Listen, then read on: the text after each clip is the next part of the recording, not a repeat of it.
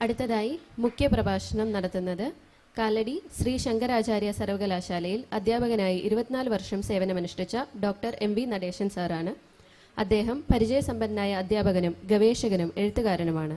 ഭാരതീയ വിജ്ഞാന വ്യവസ്ഥ, പാഠ്യക്രമ രൂപകൽപ്പന, ഭാഷാ നയങ്ങൾ, സംസ്കാര സംരക്ഷണം തുടങ്ങിയ മേഖലകളിൽ സർ സജീവ സാന്നിധ്യമാണ്. കൂടാതെ ദേശീയ സ്ഥാപനങ്ങളിലും സർക്കാർ വകുപ്പുകളിലും അദ്ദേഹം സേവനമനുഷ്ഠിച്ചിട്ടുണ്ട്. സാറിനെ നമുക്ക് വേദിയിലേക്ക് സ്വാഗതം ചെയ്യാം. എല്ലാവർക്കും നമസ്കാരം. ഭാരതീയ ഭാഷകളിലെ ഏകീകൃത സാങ്കേതിക പദാവലി എന്ന ഈ ദിനദ്വയം 2 ദിവസം നടക്കുന്ന ഈ പരിപാടിയിൽ അധ്യക്ഷപദം അലങ്കരിച്ചുകൊണ്ടിരിക്കുന്ന ഏറെ പ്രിയങ്കരനായ ജോസഫ് കോയിപ്പള്ളി സാർ, ഉദ്ഘാടനം നിർവഹിച്ച നമുക്ക് ഏവർക്കും പ്രിയങ്കരനായ ശ്രീ ബിനോജി, അതുപോലെ തന്നെ ഇതിൻ്റെ മുഖ്യ സംഘാടകനും ഒക്കെ ആയിട്ടുള്ള ശ്രീകുമാർജി, അറിവ് കൊണ്ട് ഞാൻ ഭയപ്പെടുന്ന 2 പേര് ഈ വേദിയിലിരിക്കുന്നുണ്ട്. ഒന്ന് പയ്യനാട് സാറാണ്, 2 രവിശങ്കർ സാറാണ്. എന്താണെന്നുള്ള കാര്യം നിങ്ങൾക്ക് മനസ്സിലായി കാണും. അതുകൊണ്ട് തന്നെ ആ ഭയത്തോടു കൂടിയുള്ള ബഹുമാനത്തോടു കൂടി ഈ 2 മഹാത്മാക്കളെയും സ്മരിച്ചുകൊണ്ടും ഏറ്റവും കൂടുതൽ ഈ പരിപാടിയിൽ പുതിയ ഭാഷകൾ എന്ന പദങ്ങൾ സമ്മാനിച്ച പ്രിയങ്കരായ വിദ്യാർത്ഥിനികളെ എല്ലാവർക്കും നമസ്കാരം. കഴിഞ്ഞ 25 വർഷമായി ഇന്ത്യയുടെ പല ഭാഗങ്ങളിലും ദേശീയ അന്തർദേശീയ സെമിനാറുകളിൽ പങ്കെടുത്തിട്ടുള്ള ഒരാളാണ് ഞാൻ. ഒരുപക്ഷെ ആദ്യമായിട്ടായിരിക്കും മലയാളത്തിൽ എൻ്റെ ഭാഷയിൽ ഒരു ദേശീയ സെമിനാറിൽ, അതും ഒരു സെൻട്രൽ യൂണിവേഴ്സിറ്റിയിൽ സംസാരിക്കുന്നു എന്നുള്ളത് ഒരു ഭാഗ്യമായിട്ട് ഞാൻ കരുതുകയാണ്. ഞാൻ ഇന്നലെയും കേരള യൂണിവേഴ്സിറ്റിയിലായിരുന്നു. അവിടെ സംസ്കൃതത്തിലും ഇംഗ്ലീഷിലുമായിരുന്നു എനിക്ക് സംസ്കാരിക്കേണ്ടത്. പക്ഷേ ഇവിടെ അതിൻ്റേതായ ഒരു സുഖമുണ്ടെന്ന് വിചാരിച്ചോളൂ. ഈ പരിപാടി യഥാർത്ഥത്തിൽ ചിന്തിച്ച സമയത്ത്, ഡൽഹിയിലിരുന്ന് ചിന്തിച്ച സമയത്ത് ആദ്യമായി നടക്കണമെന്ന് വിചാരിച്ചത് മലയാള സർവകലാശാലയിലാണ്. രണ്ടാമത് നടക്കേണ്ടത് കേരള ഭാഷാ ഇൻസ്റ്റിറ്റ്യൂട്ടാണ്. പിന്നീട് നടക്കുന്ന യൂണിവേഴ്സിറ്റികളിൽ നിന്നും 5ഓ 6ഓ സ്ഥാനം മാത്രമാണ് സെൻട്രൽ യൂണിവേഴ്സിറ്റി കാസർഗോഡ് ഞങ്ങൾ ചിന്തിച്ചത്. പക്ഷെ ആദ്യമായിട്ട് ഇവിടെ നടത്താൻ സാധിച്ചു എന്നുള്ളത് ഒരു വലിയൊരു ഭാഗ്യമാണ്. സാധാരണ പറയാറുണ്ട് ഇത് സംഘടിപ്പിച്ച എല്ലാവരോടും നന്ദി എന്നുള്ളത്. ഈ നന്ദിക്ക് കാരണം അത് പൂർണ്ണമായ അർത്ഥത്തിൽ അതിനെ സ്വീകരിച്ചു, അതിനെ സംഘടിപ്പിച്ചു എന്നുള്ളത് കൊണ്ടാണ്. ശ്രീകുമാർ സാറ് സംസാരിച്ചു പറഞ്ഞു, പലപ്പോഴും വിനോദ്ജിയും പറഞ്ഞിരുന്നു, ഭാരതീയ ഭാഷ എന്നൊക്കെ പറയുമ്പോൾ അങ്ങേയറ്റം ഭയപ്പാടോടുകൂടി കാണുന്നൊരു വലിയൊരു സമൂഹമുണ്ട് നമുക്ക്. അതെന്താണ് എന്ന് അറിയുന്നതിന് മുമ്പ് തന്നെ വലിയ പ്രശ്നങ്ങൾ വരുന്നു. അപ്പോൾ അതുകൊണ്ട് തന്നെ ഈ ഒക്ടോബർ 9, 10 തീയതി നടക്കുന്ന ഈ പരിപാടി സംഘടിപ്പിക്കുന്നതിന് മെയിൻ കാരണം ഭാരതീയ ഭാഷാ സമിതി എന്ന വിദ്യാഭ്യാസ മന്ത്രാലയത്തിൻ്റെ കീഴിലുള്ള ഒരു സ്വതന്ത്രമായ പ്രസ്ഥാനമാണ്. അത് 2021 നവംബർ മാസം 15-ാം തീയതി നിലവിൽ വന്ന ഒരു പ്രസ്ഥാനമാണ്. അത് വരാനുള്ള കാരണം national education policy 2020 July 29 bill പാസ്സായത്. അന്ന് പാസ്സായ NEP-യുടെ ഭാഗമായിട്ടാണ് BBS ഭാരതീയ ഭാഷാ സമിതി രൂപം വരുന്നത്. ഭാഷ ഒരു വിജ്ഞാനത്തെ വിനിമയം ചെയ്യപ്പെടുന്ന ഒരു ഉപാധി മാത്രമല്ല, അത് വിജ്ഞാനം തന്നെയാണ്. ഭാഷ ഒരു ദർശനമാണ്, കലയാണ്, ശാസ്ത്രമാണ്, ജീവിത രീതിയാണ്, ടെക്നോളജിയാണ്. ഒപ്പം വിനിമയം ചെയ്യപ്പെടുന്ന ഒന്നുകൂടിയാണ്. അതുകൊണ്ട് ഭാരതത്തിലെ ഭാഷകളിലെ വിജ്ഞാനം, that is IKS, Indian knowledge system, അങ്ങനെ ഒരു സംഭവവും ഇതിനിടയിൽ നടന്നു. അത് IKS എന്നുള്ളത് 2020 തന്നെയാണ്, ഒക്ടോബർ മാസത്തിലാണ് നിലവിൽ വരുന്നത്. അത്തരത്തിൽ അക്കാഡമിക തലത്തിൽ ഇത് പദ്ധതിയുടെ ഉപജ്ഞാതാവ് എന്ന് പറയുന്നത് ഡോക്ടർ കപിൽ കപൂർ എന്ന് പറയുന്ന നമ്മുടെ ജോസഫ് സാറിൻ്റെ എല്ലാം ഗുരുനാഥനും ഒക്കെ ആയിട്ടുള്ള JNUവിൽ ഇംഗ്ലീഷ് വിഭാഗത്തിൻ്റെ മേധാവി. ഞാൻ സംസ്കൃതം വ്യാകരണം പഠിച്ച ആളാണ്, പ്രൊഫസറാണ്. പക്ഷെ ഇന്ത്യയിലെ സംസ്കൃത വ്യാകരണത്തിൻ്റെ പണ്ഡിതന്മാരെക്കാൾ കൂടുതൽ ഈ മേഖലയിൽ ആദരിക്കുന്ന ഒരു മഹാത്മാവ് ഡോക്ടർ കപിൽ കപൂറാണ്. കാരണം ആ മേഖലയിൽ അദ്ദേഹം നൽകിയ കോൺട്രിബ്യൂഷൻ വിലമതിക്കാനാവാത്തതാണ്, ഭാഷയുടെ കാര്യത്തിലും നോളജിൻ്റെ കാര്യത്തിലും. എന്തിനേറെ പറയുന്നു, 64 കലകളുണ്ട് എന്ന് കാണാപ്പാടം ഞാൻ പഠിച്ചിട്ടുണ്ട്. പക്ഷെ അതിൻ്റെ കണ്ടന്റ് എന്താണെന്ന് സാറിൻ്റെ നരേഷനിൽ നിന്നാണ് എനിക്ക് മനസ്സിലാക്കാൻ സാധിച്ചത്. അപ്പോൾ 2020 നമ്മൾ നിൽക്കുന്നത്. ഇതുപോലെ തന്നെ 2024 ഏതാണ്ട് 6ഓളം ഭാഷകൾ കൂട്ടിച്ചേർത്തിട്ട് മൊത്തം ഭാരതത്തിൽ ഇപ്പോൾ 11 ക്ലാസിക്കൽ ലാംഗ്വേജുകളുണ്ട്. മലയാളം ക്ലാസിക്കൽ ലാംഗ്വേജാണ്, നമുക്കറിയാം. മലയാളത്തിൽ സംസാരിക്കുന്നതും പ്രബന്ധം എഴുതുന്നതും പഠിപ്പിക്കുന്നതും രണ്ടാംകിട പരിപാടിയാണ് എന്നതാണ് ഇന്ന് നിലനിൽക്കുന്ന ഒരു കാര്യം. അതിൽ മാതൃഭാഷ, ഇപ്പോൾ മലയാളിയായിട്ടുള്ള ഒരാൾ ഇന്ത്യയിലെ വേറെ ഏതെങ്കിലും മാതൃഭാഷ, ഇന്ത്യയിലെ ഏതെങ്കിലും ഭാഷ പഠിച്ചാൽ API സ്കോറിന് എത്ര 5 മാർക്കാണെന്ന് തോന്നുന്നു. അങ്ങനെ ഒരു സംഭവമുണ്ട്, എത്ര പേർക്ക് അറിയുമെന്ന് എനിക്കറിയില്ല. മലയാളത്തിൽ പ്രബന്ധം എഴുതിയെന്നൊരൊറ്റ കാരണം കൊണ്ട് കേരളത്തിലെ ഒരു സർവകലാശാല ഇത് എന്ത് ചീള നിങ്ങൾ എഴുതി കൊണ്ടുവന്നിരിക്കുന്നത് എൻ്റെ ഒരു സുഹൃത്തിനെ ആക്ഷേപിച്ച് പുറത്തുവിട്ടു. ഇന്ന് ഇന്ത്യയിലെ ഏതെങ്കിലും ഭാഷയിൽ നിങ്ങൾക്ക് സ്വതന്ത്രമായി പ്രബന്ധം എഴുതാൻ സാധിച്ചാൽ അത് എന്താ പറയുക, മറ്റ് ഏത് ഭാഷയിൽ എഴുതുന്നതിന് തുല്യമായിട്ട് കണക്കാക്കും. അപ്പോൾ സ്വാഭാവികമായും നാം ഇന്ന് യൂണിവേഴ്സിറ്റികളിൽ പഠിപ്പിക്കുന്ന വിഷയങ്ങൾ, ആ വിഷയങ്ങളിൽ മാതൃഭാഷയിൽ കൈകാര്യം ചെയ്യേണ്ടി വന്നാൽ സാങ്കേതിക പദാവലികൾ വേണം. 29 ഡിപ്പാർട്ട്മെന്റ് വിഷയങ്ങളാണ് ആ തരത്തിൽ 2025 ഈ ജൂൺ അക്കാഡമിക് തലം മുതൽ ഇന്ത്യൻ നോളജ് സിസ്റ്റവും ഇന്ത്യൻ ലാംഗ്വേജ് പേഴ്സ്പെക്റ്റീവും ഇൻട്രൊഡ്യൂസ് ചെയ്തിട്ടുള്ളത്. അതിൽ സംസ്കൃത ഭാഷയുമായി ബന്ധപ്പെട്ട അതിൻ്റെ നാഷണൽ ബോഡിയിലെ അംഗം എന്ന നിലയിൽ ഞങ്ങൾ മുന്നോട്ട് വെച്ച ഒട്ടേറെ കാര്യങ്ങളുണ്ട്. അത് പക്ഷേ ഇവിടെ പറയുന്നത് മറ്റൊരവസരത്തിലാവാം എന്ന് വിചാരിക്കുന്നു.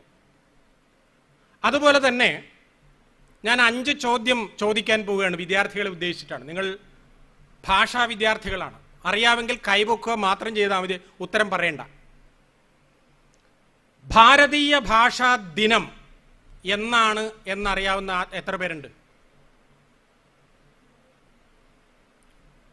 ഭാരതീയ ഭാഷാ ദിനം എന്ന് പറയുന്നത് ഫെബ്രുവരി 21 അല്ല കേട്ടോ. യെസ്, ഒരാൾക്കറിയാം. 2, ഫോണറ്റിക്സ് എന്ന് പറയുന്ന ഉച്ചാരണശാസ്ത്രം എന്ന് പറയുന്ന ശാസ്ത്രം, ഭാരതീയ ശാസ്ത്രത്തിൻ്റെ പേര് എനിക്കറിയാം. 2, ഇയാളെ ഞാൻ നോട്ടായിട്ട് വെച്ചിട്ടുണ്ട് കേട്ടോ. 3, വാക്യശാസ്ത്രം, സെന്റൻസിനെ സംബന്ധിച്ച ശാസ്ത്രം എന്നറിയപ്പെടുന്ന ഒരു ജ്ഞാനശാഖയുടെ പേര് എനിക്കറിയാം. അത് വാക്യപതി എന്ന് ടെസ്റ്റാണ്. അത് ടെസ്റ്റാണ് സാർ. അത് എന്താണ്, ലിംഗ്വിസ്റ്റിക്സ് ഫിലോസഫിയെ കുറിച്ചുള്ള വർക്കാണ് കേട്ടോ. ഓക്കെ, അടുത്തത് അർത്ഥവിജ്ഞാനീയം, സെമാൻറ്റിക്സ്. ഇത് സംബന്ധിച്ച് ലോകത്തിൽ ആദ്യമായി ഡീറ്റെയിൽഡ് ആയിട്ട് ചർച്ച ചെയ്തപ്പെട്ട ഗ്രന്ഥത്തിൻ്റെ വിജ്ഞാന ശാഖയുടെ പേര് എനിക്കറിയാം. എനിബഡി അറിയില്ല? മറ്റൊന്ന്, അക്ഷരങ്ങൾക്ക് അർത്ഥം പറയുന്ന ഡിക്ഷണറി എൻ്റെ രാജ്യത്ത് ഉണ്ടായിട്ടുണ്ട്. അതിൻ്റെ പേര് ഇന്നതാണെന്ന് എനിക്കറിയാം. മോളെ ഒന്ന് എണീറ്റ് ഇങ്ങോട്ട് വന്നേ, അവളൊന്ന് പരിചയപ്പെട്ടേ പറ്റുള്ളൂ. അതുകൊണ്ട് ഞാൻ ഇങ്ങോട്ട് വിളിച്ചതാ. ഞാൻ ചോദിച്ച ഒരെണ്ണം ഒഴികെ ബാക്കി എല്ലാത്തിനും കൈപൊക്കിയ ആളാ. എവിടെ സ്ഥലം? തിരുവനന്തപുരം. എവിടെ പഠിച്ചേ?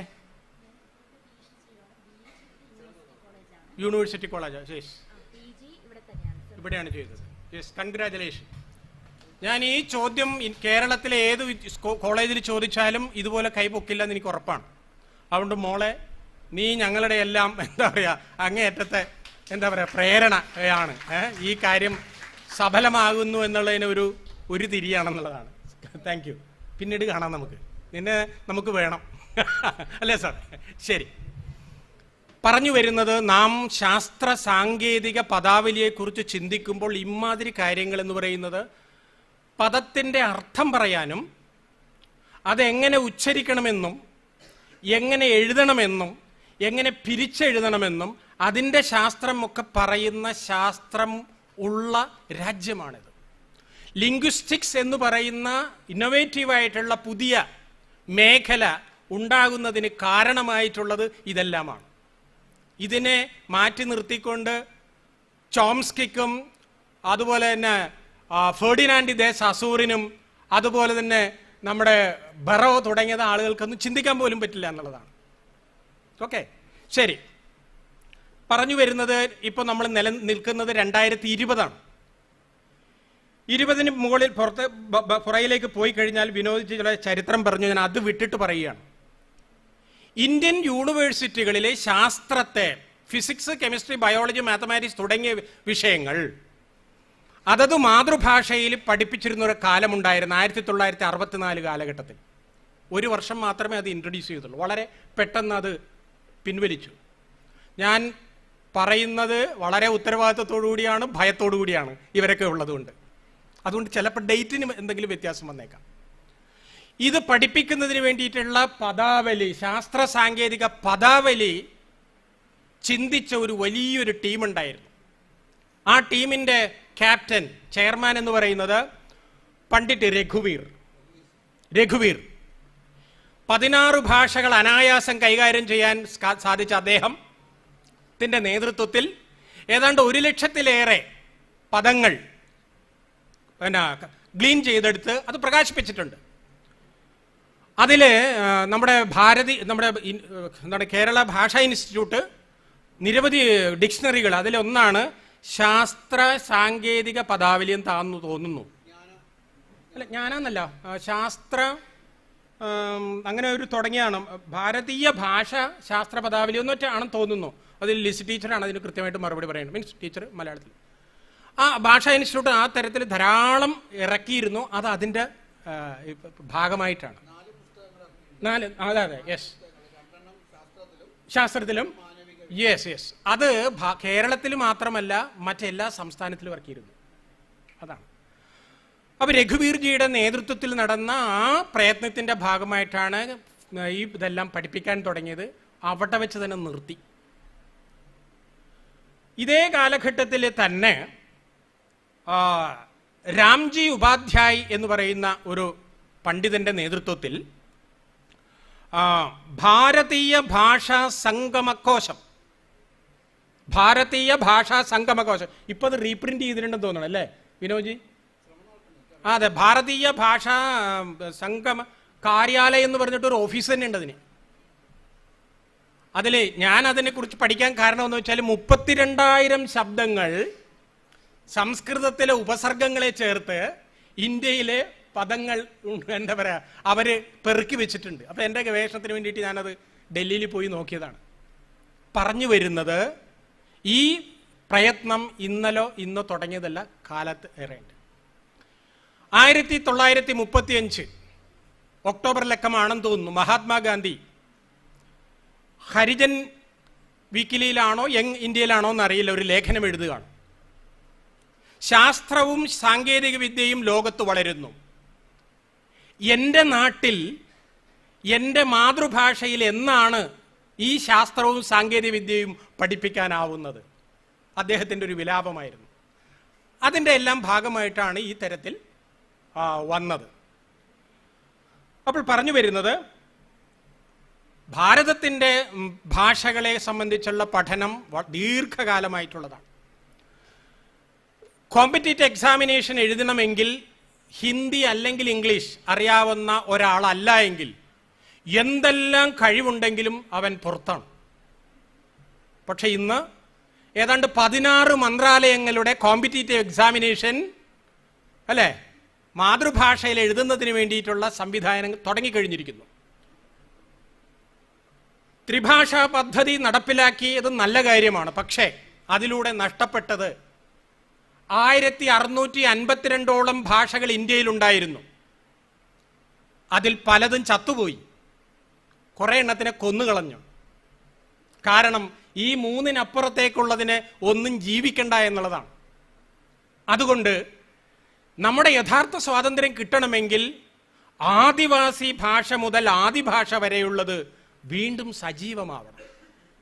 ഇതാണ് ഭാഷാ നയത്തിൽ എന്താ പറയുക പറയുന്നത്.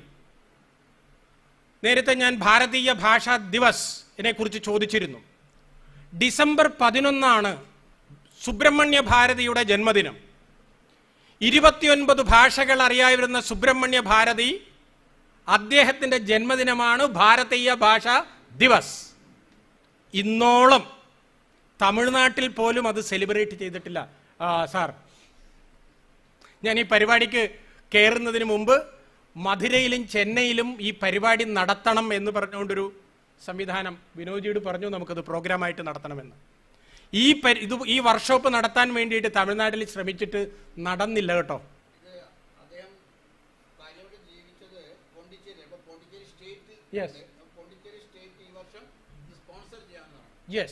യെസ്. അപ്പൊ ആ തരത്തിലേക്ക് വരുന്നുണ്ട്. അപ്പോ ഈ നിലയിൽ ദീർഘകാലമായ പരിശ്രമം ഇതിൻ്റെ പിന്നിലുണ്ട്. ഇനി നമ്മൾ ചെയ്യേണ്ട കാര്യം പറഞ്ഞല്ലോ, എൻജിനീയറിങ്ങും മെഡിസിനും അതുപോലെ മാനേജ്മെന്റ് സ്റ്റഡീസ് എല്ലാം തന്നെ KG to PG എനിക്ക് മാതൃഭാഷയിൽ പഠിക്കാനുള്ള മെറ്റീരിയൽ ഉണ്ടാവണം. മനസ്സിലായില്ല? ഉണ്ടാവണം. ഓക്കെ, അതിനു വേണ്ടിയിട്ട് 22 ഭാഷകളിലും ഫസ്റ്റ് സ്റ്റേജ് എന്ന നിലയിൽ ചില സ്ഥലങ്ങളിൽ മെഡിസിൻ എഞ്ചിനീയറിംഗ് ഒക്കെ തുടങ്ങിയിട്ടാണ്. ഇത് വലിയൊരു ആഗോള പ്രശ്നമാണെന്നൊക്കെ പറഞ്ഞുകൊണ്ടുള്ള ബഹളം വേറെ നടക്കുകയും ചെയ്യുന്നുണ്ട്.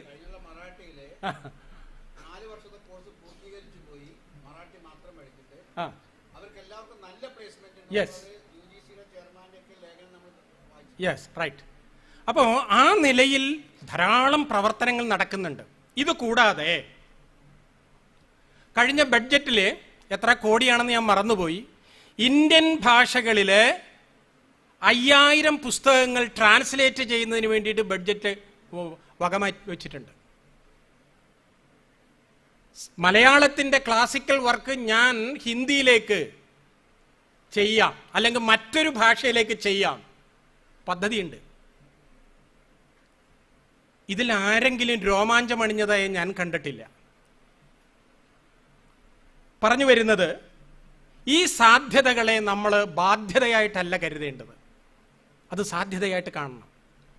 ഭാഷ എന്നത് അറിയാനും അറിയിക്കാനുമുള്ളതാണ്, വാദിക്കാനും ജയിക്കാനും അല്ല.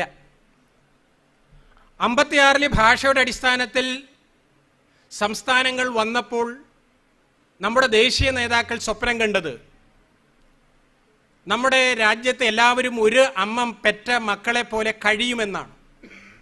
പക്ഷെ പിന്നീട് ചരിത്രം നമ്മളെ കാണിച്ചു തന്നത് ഭാഷയായിരുന്നു പ്രശ്നമെന്നുള്ളതാണ്. ഭാരതത്തിലെ ഏറ്റവും സമ്പന്നമായ സംസ്കാരമുള്ള ഒരു ഭാഷയാണ് തമിഴ്. അപ്പർ സുന്ദർ, മാണിക്യവാസകർ, തിരുജ്ഞാന സംബന്ധർ തുടങ്ങിയ തിരുമന്ത്രവും തിരുക്കുറളും തിരുവാചകവും എഴുതിയ സംഘസാഹിത്യത്താൽ സമ്പന്നമായ ഈ ഭാഷ എത്ര റിച്ചാണത്. ആ വിജ്ഞാനം കൂടിയാണ് ഭാരതീയ വിജ്ഞാനം എന്ന് പറഞ്ഞാൽ, ജ്ഞാനപദ്ധതി എന്ന് പറഞ്ഞാൽ. പക്ഷേ അത് പുറത്തേക്ക് കൊണ്ടുവരാനുള്ള പരിശ്രമം വളരെ വളരെ ബുദ്ധിമുട്ടാണ്. മാത്രമല്ല അത് വേറെ സംഭവമാണ്. ഉദാഹരണം പറഞ്ഞാൽ തിരുക്കുറൾ, 28 വ്യാഖ്യാനങ്ങൾ വായിച്ചിട്ടുണ്ട് ഞാൻ തിരുക്കുറളിൻ്റെ. ആ തിരുക്കുറളിനെ തുടങ്ങുന്നത് അകര മുതൽ എഴുത്താതി എന്നും പറഞ്ഞാണ് അല്ലേ. ഇതില് എന്താ പറയാ, അതിലേക്ക് പോയി കഴിഞ്ഞാൽ കുറച്ച് വേറെ ലൈനിലേക്ക് പോകും. തികച്ചും തെറ്റായിട്ടാണ് അതിൻ്റെ ട്രാൻസ്ലേഷൻ നടത്തി വെച്ചിട്ടുണ്ട്. കലൈഞ്ചർ, തമിഴ് ഭാഷയെ അമ്മാനമാടിയ കലൈഞ്ചറുടെ തമിഴ് എന്താ പറയുക തിരുക്കുറൾ ട്രാൻസ്ലേഷൻ ഉണ്ട്. 11 IAS ഓഫീസർമാർ അതിൻ്റെ എഡിറ്റോറിയൽ ബോർഡിലുണ്ട്. അതിൽ എഴുതി വെച്ച ഒരു 50ഓളം ഫാക്ച്വൽ എറേഴ്സ് ഞാൻ കണ്ടെത്തി വെച്ചിട്ടുണ്ട്. ഇത് എനിക്ക് അതിനെക്കുറിച്ച് സംസാരിക്കണമെന്നുണ്ട് രവി സാറിനെ പോലുള്ള ആളുകളോട്. എന്താണ് കാരണമെന്നാൽ തിരുക്കുറൾ എന്ന് പറയുന്ന കൃതി വളരെ റിച്ചായിട്ടുള്ള ഒരു സാധനമാണ്. പക്ഷെ ഇവരെഴുതി വെച്ചിരിക്കുന്നത് വാക്കായത്തിൻ്റെ അയ്യേ ഇതാണോ എന്ന് പറഞ്ഞ് നമ്മൾ മാറ്റിവെക്കും. ഇതാണ് അതിൻ്റെ കുഴപ്പം. അപ്പോൾ ഭാഷയെ കൈകാര്യം ചെയ്ത പലരും ആ നിലയിലുള്ള ചില അതിർവരമ്പുകൾ ഇട്ടു എന്നുള്ളതാണ്. അതല്ല നമുക്ക് വേണ്ടത്. നമുക്ക് വേണ്ടത് ഈ ഓരോ ഭാഷകളിലുമുള്ള എന്താ പറയുക ജ്ഞാനം, ആ ഭാഷയുടെ സമ്പത്ത്, അത് ഹോൾ നേഷന് സമ്പത്തായി മാറണം. ഇതാണ് ഹോൾ നേഷൻ്റെ ഈ സമ്പത്തായി മാറണം. ഇന്ത്യൻ റെയിൽവേയുടെ ഒരു ചെറിയൊരു ചുമതല RVNLന്റെ ഡയറക്ടർ എന്ന ഒരു പോസ്റ്റിൽ ഞാൻ കഴിഞ്ഞ 3 വർഷം ഇരുന്നിരുന്നു. ആ സമയത്ത് എനിക്ക് 15 കോടി രൂപ ചെലവഴിക്കാനുള്ള ഒരു അവസരം കിട്ടിയപ്പോൾ ഞാൻ ആദ്യം ചെയ്തത് ശ്രീനാരായണ ഗുരുദേവന്റെ മലയാളത്തിലുള്ള കൃതികൾ അത് സംസ്കൃതത്തിലും ഹിന്ദിയിലുമാക്കിയിട്ട് ഇന്ത്യൻ യൂണിവേഴ്സിറ്റിയിൽ പഠിപ്പിക്കുന്നതിന് വേണ്ടിയിട്ട് 1 കോടി രൂപ അത് കൊടുത്തിരുന്നു എന്നുള്ളതാണ്. അതായത് മലയാളികരുടെ മാത്രം സമ്പത്തല്ല, അത് ഹോൾ ഭാരതത്തിൻ്റെയാണ്, ഹോൾ ഇന്ത്യ ലോകത്തിൻ്റെയാണ്. അപ്പം ഈ നിലയിലുള്ള പ്രവർത്തനം ധാരാളം നടക്കുന്നുണ്ട്. അപ്പം അതുകൊണ്ട് ഇതെല്ലാം തന്നെ നമ്മുടെ മാതൃഭാഷയിൽ ശാസ്ത്രവും സാങ്കേതിക വിദ്യയും കലയും ദർശനവും അതുപോലുള്ള വിഷയങ്ങൾ കൈകാര്യം ചെയ്യണം. അങ്ങനെ വരുമ്പോൾ സ്വാഭാവികമായി ശാസ്ത്ര സാങ്കേതിക പദാവലികൾ വേണ്ടി വരും. അതിൽ 1961 commission for scientific and technical terminology, അതായത് uniform scientific and technical terminology എന്ന് പറയുന്നത് എസ്റ്റാബ്ലിഷ് ചെയ്യുന്നത് 1961. ഏതാണ്ട് 10 ലക്ഷത്തിന് അടുത്ത് ശബ്ദങ്ങൾ അവര് കളക്ട് ചെയ്തിട്ടുണ്ട്. ആ ശബ്ദങ്ങളിൽ ഏതാണ്ട് 3.5 ലക്ഷം ശബ്ദങ്ങൾ ഫൈനലൈസ് ചെയ്യുകയും 75ഓളം ഡിക്ഷണറികൾ പ്രസിദ്ധീകരിച്ചിട്ടുണ്ട്. അതിലൊരു ഡിക്ഷണറി ഇതാണ്. ആ ഡിക്ഷണറിയുടെ ബ്രോഡ്കാസ്റ്റ് ടെക്നിക്കൽ ടെർമിനോളജി എന്നാണ്. നാനോ ടെക്നോളജിയിലും തുടങ്ങി എല്ലാ സാങ്കേതിക വിദ്യയിലും ഉപയുക്തമായ പദങ്ങൾ ഉള്ള 75ഓളം ഡിക്ഷണറി. ഇത് കേട്ടവരോ കണ്ടവരോ ഉണ്ടോ എങ്കിൽ ഒന്ന് കൈവക്കണേ. യെസ്, ഇല്ല. 61 മുതൽ നടക്കുന്ന പ്രയത്നമാണ്, ഇന്നും അഭംഗുരം നടക്കുകയാണ്. അതിലേക്ക് ഓരോ സംസ്ഥാനത്തെയും പണ്ഡിതന്മാരെ സെലക്ട് ചെയ്ത് കുറച്ചുകൂടി കാര്യക്ഷമമായി അത് പ്രവർത്തനം നടക്കുന്നുണ്ട്. ഇതിൽ ഫൈനലൈസ് ചെയ്തിരിക്കുന്ന ശബ്ദങ്ങൾ അത് ഒരു എന്താ പറയുക എറ്റിമോളജിസ്റ്റുകളും ഗ്രമേറിയൻസ് അവരെല്ലാവരും ഫൈനലൈസ് ചെയ്തൊരു സാധനമാണ്. പക്ഷെ അത് നമുക്കറിയാം, ഒരു പദവും ദി ലാസ്റ്റ് അങ്ങനെയില്ല. അതുകൊണ്ട് ഭാരതീയ ഭാഷാ സമിതി അല്ലെങ്കിൽ CSTT മുന്നോട്ട് വെക്കുന്ന ഒരു കാര്യം, ഈ തരത്തിൽ ഇതിന് സമാനമായ പദങ്ങൾ മലയാളത്തിൽ ഏതൊക്കെ? സ്റ്റെതസ്കോപ്പിന് മലയാളം പറയാൻ പറ്റുമോ നിങ്ങൾക്ക് ആർക്കെങ്കിലും? സ്റ്റെതസ്കോപ്പിന് മലയാളം 50 വർഷം ആ സാധനം പിന്നെ തോളത്ത് ഇട്ട് നടന്ന ഒരു 50ഓളം ഡോക്ടർമാരോട് ഞാൻ ചോദിച്ചു, പ്ലീസ് മലയാളത്തിലൊന്ന് പറയൂ. ഞാൻ പറഞ്ഞു, ഞാൻ എൻ്റെ ഭാഷയിൽ പറയാം അതിന് എന്താണെന്ന്. സ്പന്ദമാപിനി. ഓക്കെ, സ്പന്ദമാപിനി എന്ന് കേൾക്കുമ്പോൾ തന്നെ അതിൻ്റെ ഫങ്ഷൻ വരെ നമ്മൾക്ക് ഉള്ളിലെത്തി. റൈറ്റാ? സ്റ്റെതസ്കോപ്പ് എന്ന് നിങ്ങൾ 1000 എന്താ പറയുക പ്രാവശ്യം പറഞ്ഞാലും ആ ഫീൽ ഉണ്ടാവില്ല എന്നുള്ളതാണ്. ഫ്രിഡ്ജിന് മലയാളം പറയാൻ പറ്റുമോ? സോഫ്റ്റ്വെയറിന് ഹാർഡ്വെയറിനും മലയാളം പറയാൻ പറ്റുമോ?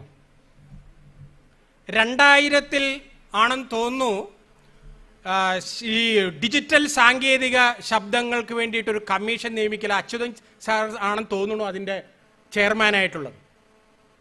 അതിൽ സോഫ്റ്റ്വെയർ ആണ്, ഹാർഡ്വെയർ എന്നാണ് എഴുതി വെച്ചിരിക്കുന്നത്. ആസ് എ സാൻസ്ക്രിറ്റ് ടീച്ചർ നിങ്ങൾ എന്നോട് ചോദിച്ചാൽ ഞാൻ അതിന് മറുപടി പറയും. മനസ്സിലായില്ലേ? യന്ത്രാംശം, തന്ത്രാംശം. യന്ത്രാംശം എന്ന് പറഞ്ഞാൽ ഹാർഡ്വെയർ ആണ്, തന്ത്രാംശം എന്ന് പറഞ്ഞാൽ സോഫ്റ്റ്വെയർ ആണ്. ഔട്ട്പുട്ടിനും ഇൻപുട്ടിനും തുടങ്ങി എല്ലാത്തിനും ശബ്ദങ്ങളുണ്ട്. നാനോ ടെക്നോളജി എല്ലാ ശബ്ദങ്ങൾക്കും ഇതെന്തുകൊണ്ടാണ് എന്ന് ചോദിച്ചാൽ, ഒരു പദത്തെ ജനറേറ്റ് ചെയ്യാനുള്ള അനലൈസ് ചെയ്യാനുള്ള ഡിവൈസ് നമുക്കുണ്ട്. അതെന്താ മാഷേ എന്ന് ചോദിച്ചാൽ അതിൻ്റെ ബേസ് യൂണിറ്റ് എന്ന് പറയുന്നത് റൂട്ട്, ധാതു. 2000-നടുത്ത് ധാതുക്കൾ ഉപയോഗിച്ചുകൊണ്ടാണ് പാണിനി മനുഷ്യവിസ്മയം എന്ന് വിശേഷിപ്പിക്കപ്പെടുന്ന അഷ്ടാധ്യായി എന്ന് പറയുന്ന സോഫ്റ്റ്വെയറിന് രൂപകൽപ്പന ചെയ്തിട്ടുള്ളത്. 2000-ഓളം ധാതുക്കൾ. ആ ധാതുവിൽ നിന്നും, പ്രകൃതിയും ആണ് ധാതു, അതിൽ നിന്നും പ്രത്യയം ചേർത്ത് ഉപസർഗം, പ്രിഫിക്സും സഫിക്സും ചേർത്ത് പദങ്ങൾ ഉണ്ടാക്കാം. എത്ര പദങ്ങൾ ഉണ്ടാക്കാം? n number of vocabulary. അതിന് 2 പദങ്ങൾ ചേർത്ത് പുതിയ പദം നമുക്ക് സൃഷ്ടിക്കാം. അതിൻ്റെ ശാസ്ത്രമാണ് സമാസം.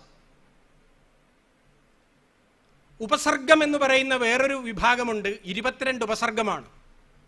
ഒരു ഉപസർഗത്തിന് 35ഓളം അർത്ഥമുണ്ട്.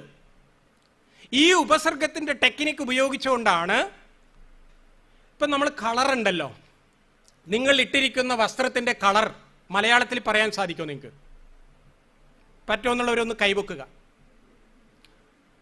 Okay, congratulation. വീട്ടിൽ പെയിൻ്റ് അടിക്കാൻ പോകുന്ന സമയത്ത് നമുക്കൊരു പെയിൻറ് കടയിൽ നിന്നൊരു സാധനം തരും അല്ലേ? അതിന് ഓരോന്നത്തിനും പേരുണ്ട്, അതല്ലെങ്കിൽ നമ്പറുണ്ട്. അത് എന്നെങ്കിലും നിങ്ങൾ മലയാളത്തിൽ പറയാൻ ശ്രമിച്ചിട്ടുണ്ടോ? മലയാളത്തിൽ പിന്നെ അതിനെല്ലാം തന്നെ, അല്ലെങ്കിൽ ഇന്ത്യൻ ഭാഷയിൽ അതിനെല്ലാം തന്നെ ടെക്നിക്കൽ ടെർമിനോളജി ഉണ്ടാക്കി വെച്ചിട്ടുണ്ട് പണ്ഡിറ്റ് രഘുവീർ. 280ഓളം ശബ്ദങ്ങൾ കളറിനെ കുറിച്ച് മാത്രമാണ്. കളറിനെ കുറിച്ച് മാത്രം. മനസ്സിലായില്ലേ? അതായത് പച്ച, തത്തപ്പച്ച, ചാണകപ്പച്ച എന്നൊക്കെ നമ്മൾ പറയുന്ന സാധനങ്ങളില്ലേ, അതിനും എല്ലാത്തിനും വളരെ ഈ തത്തപ്പച്ചയും ചാണകപ്പച്ചയും എന്നൊക്കെ പറയുന്നത് ഇറ്റ്സ് നോട്ട് ശാസ്ത്രീയം. അത് നമുക്ക് സുഖത്തിന് വേണ്ടിയിട്ട് പറഞ്ഞെന്ന് മാത്രമേ ഉള്ളൂ. മലയാളിക്ക് മാത്രമേ തത്തപ്പച്ച എന്താണെന്ന് മനസ്സിലാവുള്ളൂ. അപ്പോൾ അതിന് എന്താണ് അതിൻ്റെ ശാസ്ത്രം? ആ ശാസ്ത്രത്തെ ഉപയോഗിച്ചുകൊണ്ടാണ് പണ്ഡിറ്റ് രഘുവീറിൻ്റെ നേതൃത്വത്തിലുള്ള വലിയൊരു ടീം ഈ പറഞ്ഞ ശാസ്ത്ര സാങ്കേതിക പദാവലി ഉണ്ടാക്കിയിട്ടുള്ളത്. അത്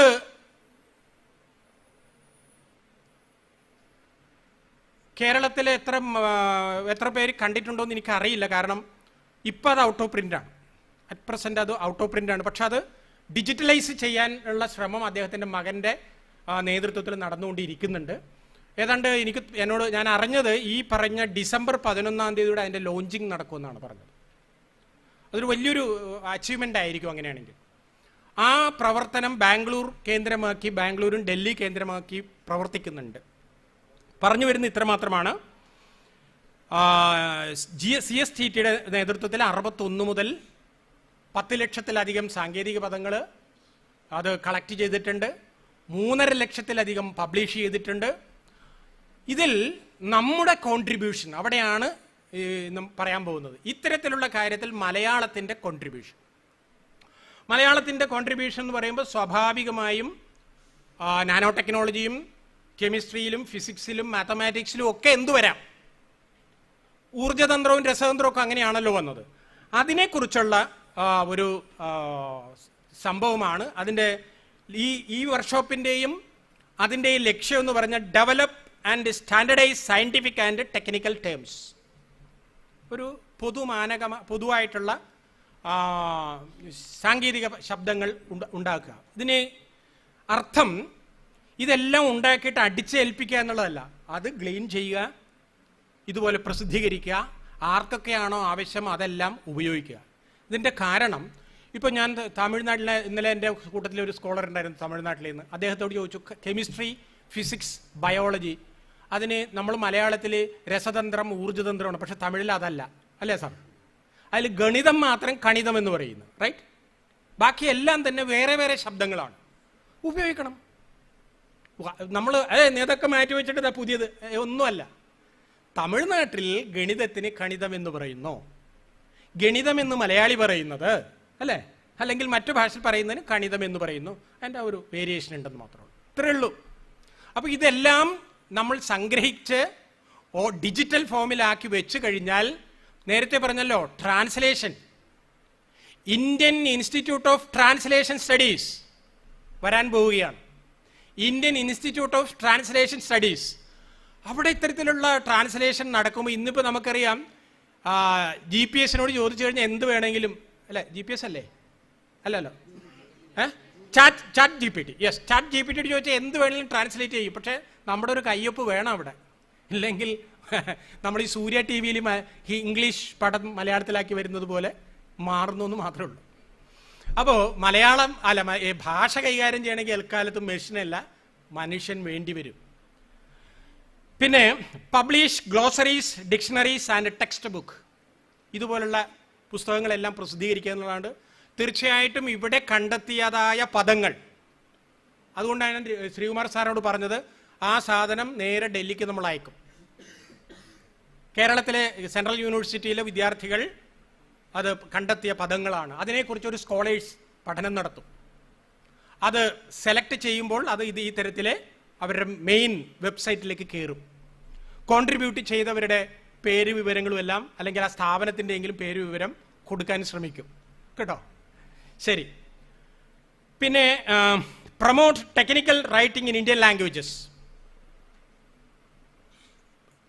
പ്രബന്ധങ്ങളെല്ലാം തയ്യാറായൊക്കെ വരുന്ന സമയത്ത് പദാവലി വേണ്ടി വരുന്നു കഴിഞ്ഞാൽ ഇതിൽ നിന്നെല്ലാം നമുക്ക് എടുക്കാം. ഇതിനു വേണ്ടിയിട്ട് coordinate with universities, research bodies and state government, യൂണിവേഴ്സിറ്റികളുടെ സഹകരണം, സംസ്ഥാന സർക്കാരുകളുടെ സഹകരണം, ഭാഷയുമായി ബന്ധപ്പെട്ട് പ്രവർത്തിക്കുന്ന പ്രസ്ഥാനങ്ങളുടെ അതെല്ലാം ഇതിലൂടെ നാം ലക്ഷ്യം വെക്കുന്നുണ്ട്. അപ്പോൾ ഇതിൽ വളരെ പ്രധാനപ്പെട്ടൊരു കാര്യം, ഈ 10 ലക്ഷം ശബ്ദങ്ങൾ എടുത്തതിൽ 85% ശബ്ദങ്ങളും അത് സംസ്കൃതവുമായി ബന്ധപ്പെട്ട് നിൽക്കുന്ന ഒന്നാണ്. ഇപ്പോൾ ഉദാഹരണം പറഞ്ഞാൽ മലയാള ഭാഷ, ഭാഷ എന്ന് പറയുന്നത് സംസ്കൃതമാണോ മലയാളമോ? മലയാളമാണ് അല്ലേ? വിദ്യാലയത്തിൽ പോയി, വിദ്യാലയം ഏത് ഭാഷയാണ്? മലയാളമാണ്. പക്ഷെ അതിൻ്റെ റൂട്ട് കിടക്കുന്ന അവിടെയാണ്. അത് സംസ്കൃതമാണെന്ന രീതിയിലല്ല നമ്മൾ പറയുന്നത്, പക്ഷെ അത് മലയാളമാണ് നമ്മുടെ. ഇതുപോലെ തന്നെയാണ് അധ്യാപകനും വിദ്യാലയവും ആകാശവും ഭൂമിയും പാതാളവും ജലവും, അല്ലേ, എല്ലാം മലയാളമാണ്. ഇത് മലയാളമാണ് എന്ന് അറിയുന്നത് പോലെ ഇത് കന്നഡയാണ്, ഇത് തെലുങ്കാണ്, ഇത് ഗുജറാത്തിയാണ് എന്ന് പറയുമ്പോൾ എൻ്റെത് എന്നൊരു ഫീൽ ഉണ്ടാകും. അവിടെയാണ് നാഷണൽ ഇൻ്റഗ്രേഷൻ വരുന്നത്. അതില്ലാതെ വന്നു കഴിഞ്ഞാൽ മനുഷ്യൻ മതങ്ങളെ സൃഷ്ടിച്ചു, മതങ്ങളും മനുഷ്യനും മതങ്ങളും കൂടി ദൈവത്തിനെ സൃഷ്ടിച്ചു, തമ്മിൽ കണ്ടാൽ അറിയാതായി എന്ന് വയലാർ പറഞ്ഞതുപോലെ ഭാഷ അറിയാനും അറിയിക്കാനുള്ളത്. പക്ഷെ ഇന്ന് ഭാഷ കൈകാര്യം ചെയ്യുന്നവർ, അത് സോഷ്യൽ മീഡിയ ആവാം, പ്രിന്റ് മീഡിയ ആവാം, എന്തിനു വേണ്ടി ഉപയോഗിക്കുന്നു എന്ന് നമ്മൾ അതിൽ പക്ഷം പിടിക്കണ്ട. നമ്മൾ വളരെ അക്കാഡമിക തലത്തിൽ പ്രവർത്തിക്കുന്ന ആളുകൾ ഇത്തരത്തിലുള്ള ശബ്ദത്തെക്കുറിച്ചും അതിൻ്റെ വരുംവരായികളെക്കുറിച്ചും വളരെ സെൻസിറ്റീവാണിത്. സംഭവം സെൻസിറ്റീവാണ്. ഒരു കാലത്ത് ദക്ഷിണ ഭാരതത്തിൽ മാത്രമായിരുന്നു ഈ ഭാഷയെക്കുറിച്ചുള്ള പ്രശ്നങ്ങളെങ്കിൽ ഇന്ന് മറ്റ് സ്ഥലങ്ങളിലേക്കൊക്കെ വ്യാപിച്ചിട്ടുണ്ട്. 1937 തോന്നുന്നു രാജഗോപാലാചാരി വിദ്യാഭ്യാസത്തിൽ ഹിന്ദി പഠിപ്പിക്കണമെന്ന് പറഞ്ഞ സമയത്ത് അന്ന് തുടങ്ങിയതാണ് തമിഴ്നാട്ടിൽ. ഒക്ടോബർ 13 എന്ന് പറയുന്ന ദിവസം ആൻറ്റി ഹിന്ദി ഡേ ആണ്. ആൻറ്റി ഹിന്ദി ഡേ ആണ്. ആ ദിവസം ഒരു ഹിന്ദിക്കാരനെ കണ്ട് അടിച്ചാൽ ரொம்ப പ്രമാദമാർക്കും. 1953 നെഹ്റു, ഞാൻ പറയുന്ന വർഷത്തിന് ചിലപ്പോൾ വ്യത്യാസം വരും കേട്ടോ, നിർത്തലാക്കിയതോടുകൂടിയാണ് പ്രത്യക്ഷമായ അത്തരത്തിലുള്ള പരിപാടികൾ നിന്നത്. പക്ഷെ ഇന്നും കഴിഞ്ഞ 80 വർഷമായി തമിഴും ഇംഗ്ലീഷും അല്ലാതെ മറ്റൊരു ഭാഷയും തമിഴ്നാട്ടിൽ കേട്ടില്ല എന്നുള്ളതാണ്. പറഞ്ഞല്ലോ, തമിഴ് വളരെ ഹിന്ദി ഗംഭീരമായി പഠിച്ചിരുന്ന ഒരു സ്ഥലമാണത്. നമ്മുടെ മലയാളത്തിൻ്റെ മൂലം അറിയണമെങ്കിൽ പലതും നമ്മൾ തമിഴ്നാട്ടിൽ തമിഴ് നോക്കണം. ആ തരത്തിൽ അനൈത്തുലകവും ഇന്ത മുறை അല്ലേ സാർ,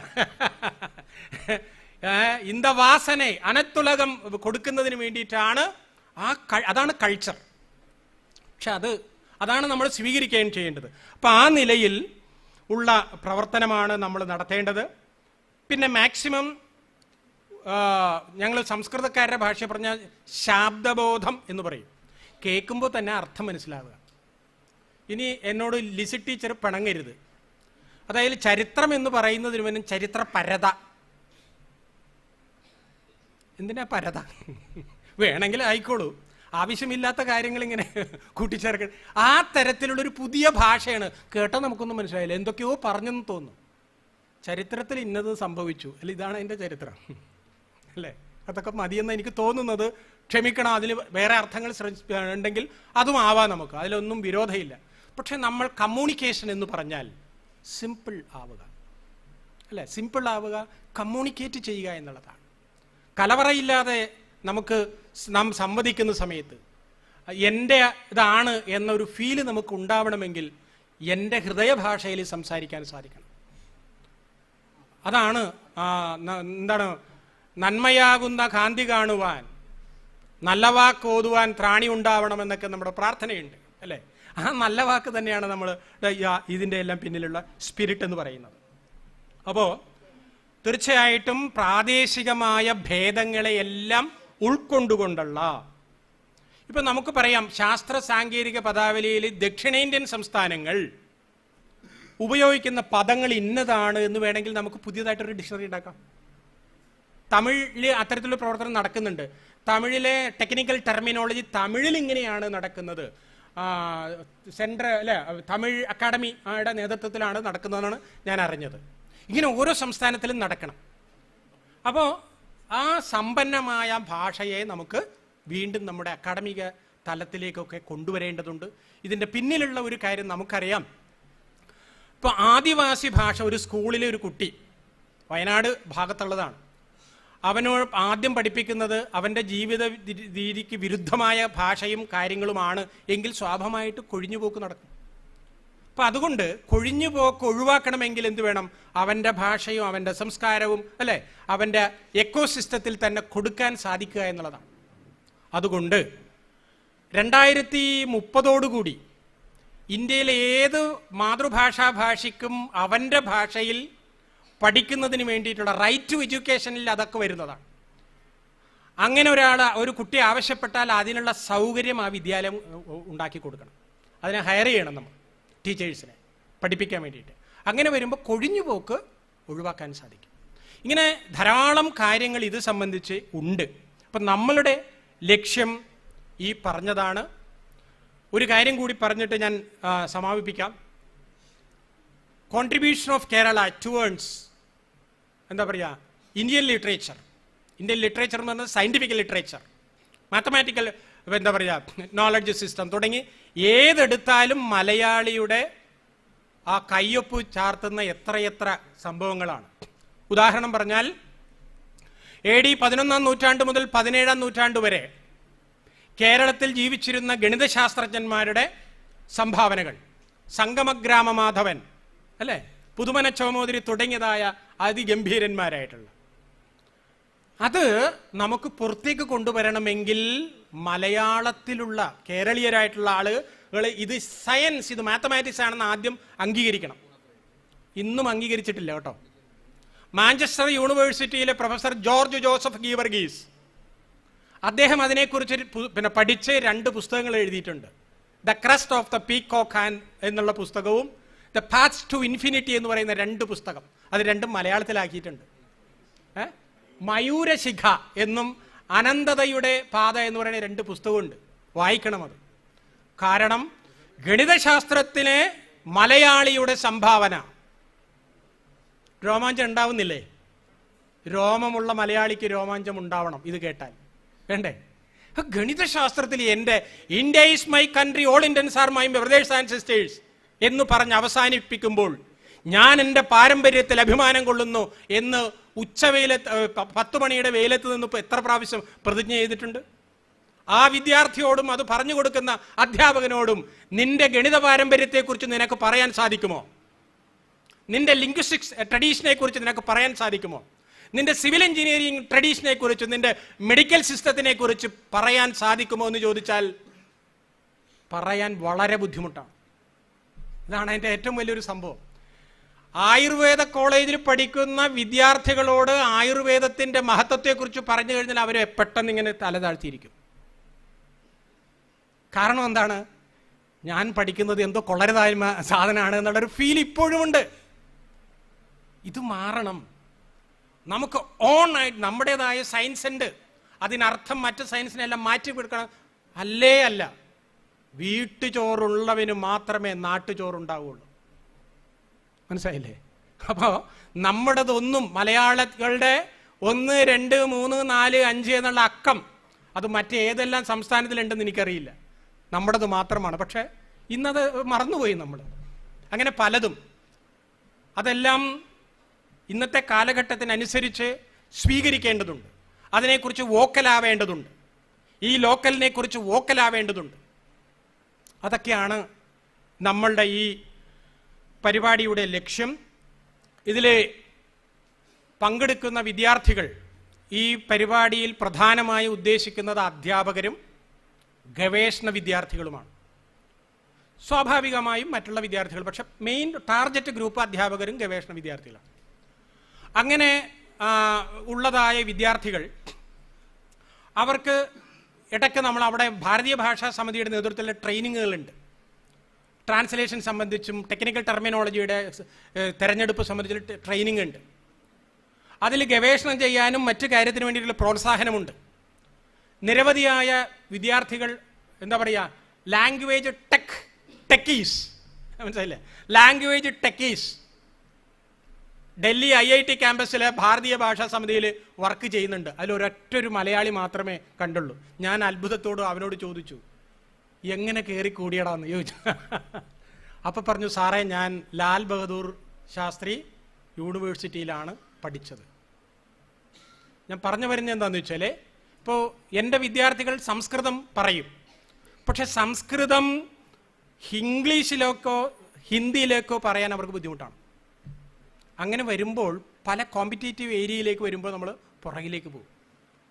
അപ്പോൾ ഇതൊക്കെ വളരെ വളരെ പ്രധാനപ്പെട്ടൊരു ഘടകമാണ്. ഈ സാധ്യതകളെല്ലാം നമ്മുടെ വിദ്യാർത്ഥികൾക്കും ഉണ്ടാവണം. ഓരോ വിദ്യാർത്ഥികൾക്കും ട്രാൻസ്ലേഷൻ്റെ പരിപാടിയിലേക്കും മറ്റുമൊക്കെ തിരിയുന്നതിന് വേണ്ടിയിട്ടുള്ള ധാരാളം അവസരങ്ങളുണ്ട്. ഇങ്ങനെ പറഞ്ഞു പോയിട്ടുണ്ടെങ്കിൽ ഞാൻ വേണമെങ്കിൽ നേരം വെളുക്കുന്നവരെ പറയാം. കെമിസ്ട്രിയിലും ഫിസിക്സിലും അതുപോലെ എടുത്തു വച്ചിട്ടുള്ളതായ ശബ്ദങ്ങൾ, ഇൻക്ലൂഡിങ് സംസ്കൃതത്തിലേക്ക് സ്വീകരിച്ചിട്ടുള്ളതായ എന്താ പറയുക ലോൺ വേർഡുകളുണ്ട്. ഗ്രീക്കിൽ നിന്നും ഇറാനിയനിലും ഒക്കെ സ്വീകരിച്ചിട്ടുള്ള സംസ്കൃത പദങ്ങളുണ്ട്. ലോകത്തിലെല്ലാ ഭാഷയും കടമെടുത്തും ജനറേറ്റ് ചെയ്തുമാണ് വളർന്നിട്ടുള്ളത്. ഞാൻ ഇപ്പോൾ പറഞ്ഞ സെൻറ്റൻസ് ഏതെങ്കിലും സംസ്കൃതക്കാരുടെ മുമ്പിൽ പറഞ്ഞു കഴിഞ്ഞാൽ അവരംഗീകരിക്കില്ല. കാരണം നമ്മൾ പറയുന്ന മുദ്രയും ലിപിയും കേന്ദ്രവും അതുപോലെ തന്നെ മേള, കുന്തം, ബന്ദി, കുക്കുരഹ, അശ്വഹ, വ്യാഘ്രഹ, ഹസ്തി തുടങ്ങിയതായ ശബ്ദങ്ങൾ അത് ഗ്രീക്കിൽ നിന്ന് വന്നതാണ്.